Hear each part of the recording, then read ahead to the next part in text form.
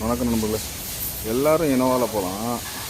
இந்த தமிழ்நாடு அரசு அப்படின்னு ஒரு போர்டு போட்டு மேலே சைரன் வச்சு இந்தியன் அட்மினிஸ்ட்ரேட்டிவ்னு சொல்லி ஒரு கொடி கட்டி இப்படி ஒரு வண்டியில் போகணும்னா உண்மையாகவே அதுக்கு ஒரு ஸ்பெஷல் குவாலிஃபைடு வேணும். ஆமாங்க, அப்படி ஒரு ஸ்பெஷல் ஆசீர்வாதம் இருந்தால் மட்டும்தான் அந்த மாதிரி போக முடியும்.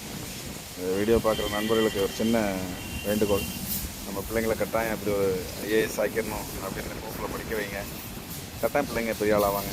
நம்மளே இன்றைக்கி இவ்வளோ கஷ்டத்துலேயும் எதிர்நீச்சல் அடித்து மேலே வந்திருக்கோம். கட்டாயம் நம்ம பிள்ளைங்களும் இப்படி ஒரு சைரன் வச்ச காரில் 2 போலீஸோட ஒரு டிரைவரோட ஒரு சைரனை போட்டு உண்மையாகவே இந்த காரை பார்க்கும்போதே அவ்வளோ ஒரு ரம்மியமாக இருக்குது.